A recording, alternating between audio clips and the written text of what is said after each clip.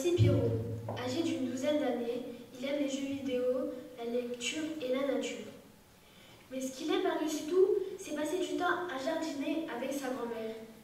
D'ailleurs, où est-elle? La grand-mère de Pierrot vit dans une cité située juste en face d'une forêt. De son balcon fleuri, on voit bien ce bel espace arboré.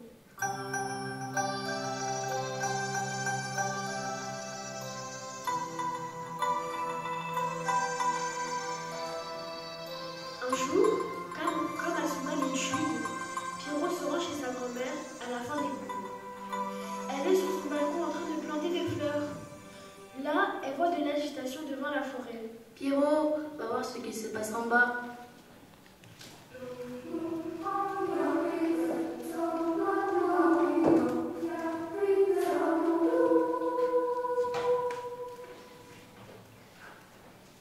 Pierrot descend vite fait et se cache derrière un buisson. Misère! Il entend que Serge Loup et ses compères veulent détruire la forêt pour créer un centre commercial. Que vont devenir les animaux? Il faut les protéger du danger. Pierrot retourne informer sa grand-mère. Tous les deux prennent la décision d'emmener les animaux dans l'appartement.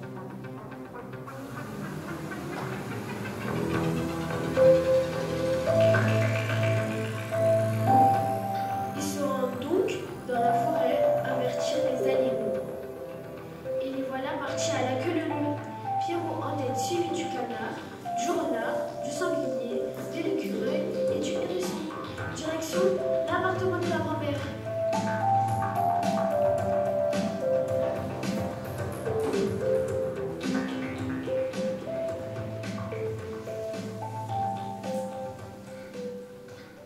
Très vite, la situation dégénère.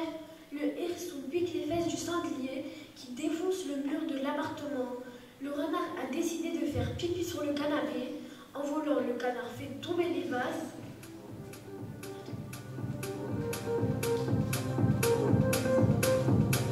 Quel bazar! Ils ont tout détruit.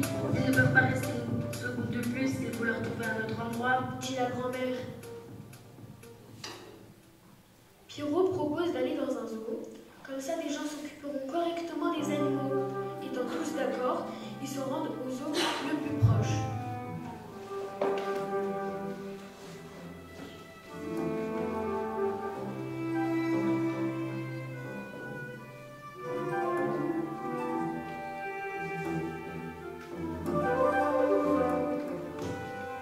Accueillie par la directrice, Pierrot lui demande si elle accepte de s'occuper des animaux. Avec un étrange sourire, elle accepte. Mais là, tout à coup, le renard se rend compte que les animaux sont tristes, enfermés dans des cages et affamés. Il se frotte à Pierrot pour attirer son attention et lui dit: Regarde les animaux, ils ne vont pas bien. Partons d'ici, ce zoo maltraite ses pensionnaires. Alors le renard propose de se rendre à la plage.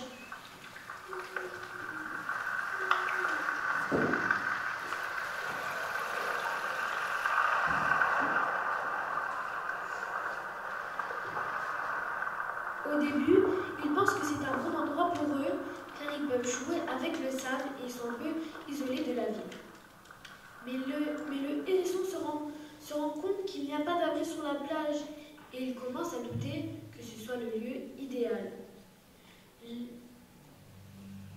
Là, le renard marche sur un liquide, gluant et noir.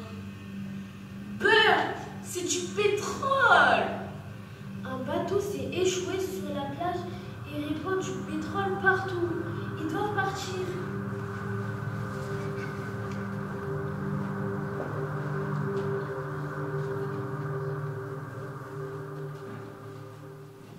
Ils se réfugient dans une grotte. C'est un endroit sombre où ils sont protégés de l'extérieur. Ils s'installent dans la grotte lorsque soudain, le sanglier renifle une odeur bizarre. Il remarque des vapeurs vertes qui sortent du sol. Les animaux ont la tête qui tourne. Ce sont des gaz toxiques qui ont été jetés là. Le sanglier crie: Vite, sortez tous de la grotte. et ils partent en courant.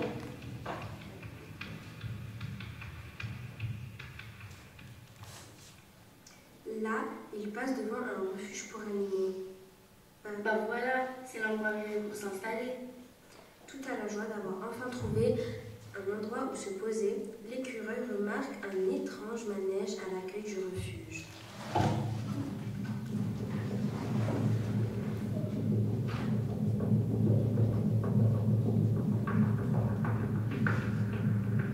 Pris sur le fait, un monsieur à l'oreille rouge tire un portant sur lequel se trouvent des manteaux de fourrure. Horreur! Se refuge-t-il les bêtes pour leur peau? Encore une fois, il doit fuir.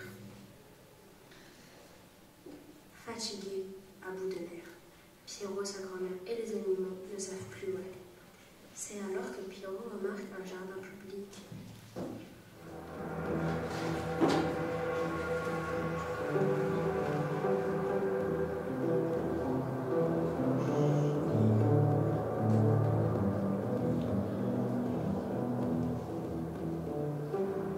Il semble idéal avec ses grands arbres, sa fontaine monumentale et son herbe bien verte. Il décide de s'y rendre. Mais très vite, le hérisson a les yeux qui piquent et le nez qui brûle. En relevant la tête, il voit le gardien en train de pulvériser du pesticide. Encore une fois, impossible de rester là. Désespérés, les animaux se rendent compte qu'il n'existe aucun endroit pour les accueillir, si ce n'est leur forêt. Sauf que la forêt va être détruite par Serge le loup. Il faut empêcher ça. Mais comment?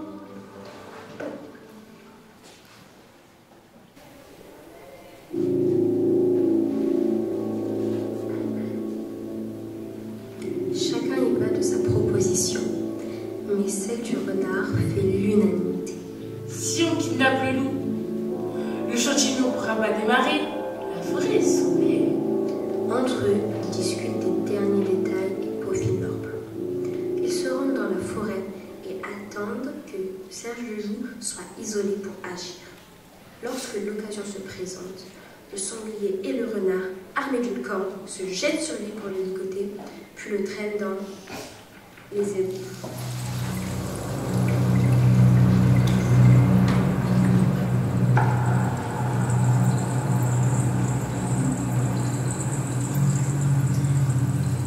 Libérez-moi, j'ai rien fait de mal. Bien sûr que si, tu veux détruire cette belle forêt. As-tu pensé aux animaux qui y vivent?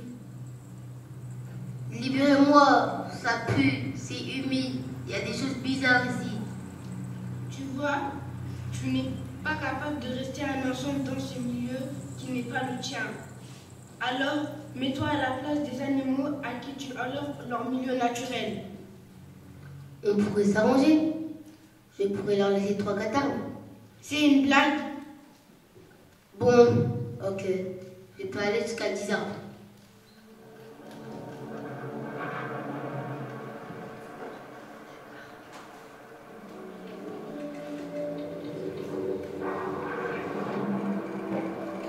C'est la forêt ou rien. Soit tu nous rends la forêt, soit on te laisse ici. Ok, ok. Ok. J'accepte. Libérez-moi, je ferai tout ce que vous voudrez. On n'est pas fou. On n'a pas confiance en toi. Signe ce contrat qui t'oblige à arrêter le chantier et à ne jamais toucher à la forêt et après, on te libère.